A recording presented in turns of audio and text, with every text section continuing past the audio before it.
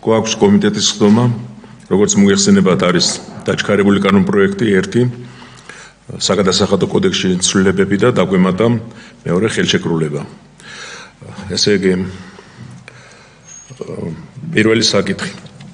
საქართველოს საგადასახადო კოდექსში ცვლილების შეტანის თაობაზე. ასევე არის საქართველოს საბაჟო კოდექსში ცვლილების შეტანის შესახებ და ოლიმპიური მოძრაობის ხელშეწყობის შესახებ საქართველოს კანონში ცვლილების შეტანის თაობაზე. მოხსენებელი საქართველოს ფინანსთა მინისტრის მოადგილე ბატონი მამუკა ბარათაშვილი. ბატონო მამუკა, ჩვენ გვაქვს მოხლობრივი განხილვა თუ რაიმეს თქვა გინათ მოკლედ ბრძანეთ თუ არა და გათავიდეთ მოხლობრივ განხილვას. მზად ვართ მოხლობრივი განხილვისთვის. დავიწყოთ? დიახ.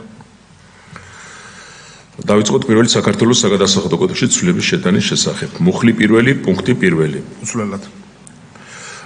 ნაწილი მეორე. უცვლელად. ნაწილი მესამე. ასევე. ნაწილი მეოთხე. ასევე. ნაწილი მეხუთე. ასევე. ნაწილი მეექვსე. უცვლელად.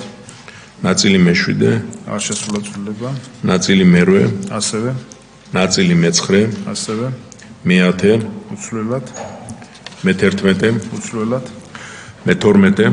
ასევე უცვლელად. მე-13. მე-13-ის არ შესულა. მე-14.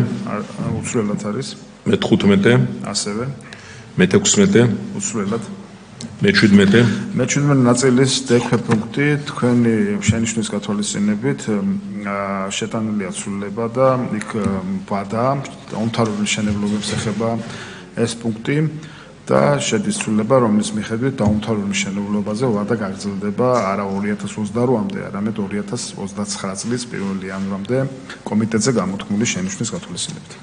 კი ბატონო, გასაგებია. ნაწილი 18. უცვლელად. მუხლი 2. ამოქმედების. უცვლელად. კარგი, მე ერთად უყაროთ ყველას. გადავდივართ საქართველოს კანონის საქართველოს საბაჟო კოდექსში ცვლილების შეტანის შესახებ. მუხლი პირველი, ნაწილი პირველი. ცვლილების გარეშე. ნაწილი მეორე. ასევე ცვლილების გარეშე. მუხლი 2. უცვლელად.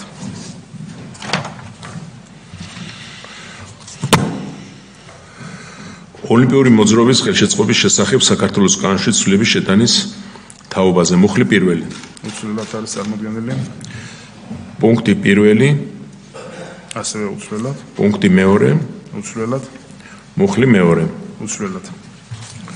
კარგი, ამით თუ შეკითხვები არ არის ამოწურულია, მოდი სათაოდ უყაროთ კენჭი.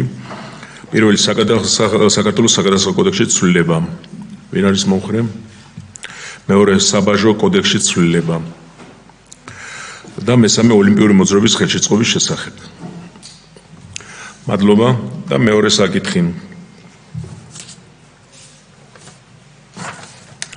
საქართველოს მთავრობის მიერ რატიფიცირებისათვის წარმოდგენილი საქართველოს მთავრობასა და თურქეთის რესპუბლიკის მთავრობას შორის სამხედრო ჯანდაცვის სფეროში სწავლებისა და თანამშრომლობის შესახებ ΟΚმი.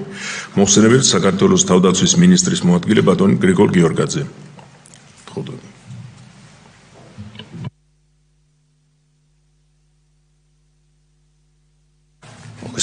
მოგესალმებით. პირველ რიგში მინდა ღრმა მწუხარება გამოთქვა თურქეთის სამხედრო სახერო ძალების კუთვნილი სამხედრო თვითმფრინავის ჩამოვარდნის გამო რუსამძიმრებთ ოჯახის წევრებს, ახლობლებს, თურქეთის შეიარაღებულ ძალებს და შეეხება განსახილველ საკითხს მოგახსენებთ, რომ 9 ოქტომბერს, მიმდინარე წლის 9 ოქტომბერს ქალაქ ანკარაში ხელი მოეწერა ΟΚს ქართულ და თურქულ მხარეებს შორის სამხედრო ჯანდაცვის სფეროში თანამშრომლობის შესახებ და შესაბამისად მოგეხსენებათ, რომ ეს საკითხი საჭიროებს რატიფიცირებას და კითხვების შემთხვევაში მზად ვარ უპასუხოთ. შეკითხვები? ბატონო ბეჟანი. მოგესალმებით კოლეგებო. მოგესალმებით გიორგი. ძალიან მნიშვნელოვანი თემა და მე რა მაინტერესებს ეს კარგი საქმეა და კარგი თემა, მაგრამ პროფილური იქნება ეს სწავლება, პროფილური ფაკულტეტები იქნება პირდაპირ სამხედროებისათვის, რომ იმიტომ რომ განსაკუთრებული მნიშვნელოვანია, რომ ომის პერიოდში ღმერთმა უკრას ვარავ თუ იქნება, რომ სამხედრო პროფილით იყვნენ ესენი გაცვლილები ეს სამედიცინო მეშაკები. ამიტომ მნიშვნელოვანია რა მიმართულებით იქნება და საიდან შეირჩევა ეს აქ მოხდება ჩაბარება, ვინც ჩააბარა სამედიცინო ინსტიტუტიდან იქნება გაგზავნილი თუ აი ეს პროცედურა როგორ არის თუ გვეთქვით, კარგი იქნება მალე. დიახ, მოგახსენებთ. პირველ რიგში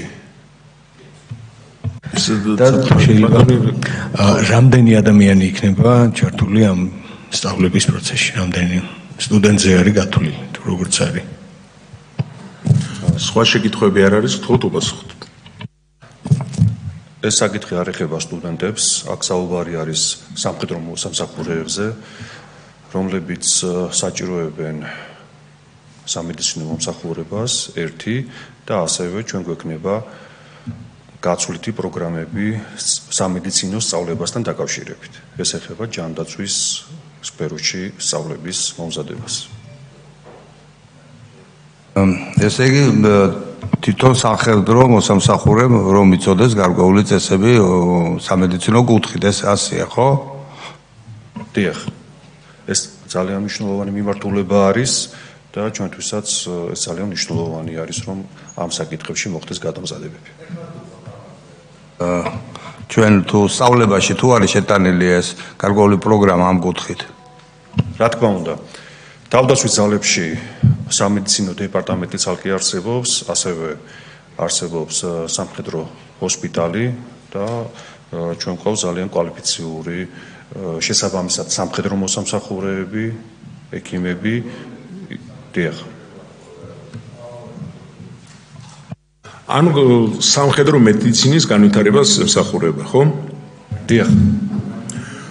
ხომ არ არის კიდევ დაზუსტებები ან შეკითხვა?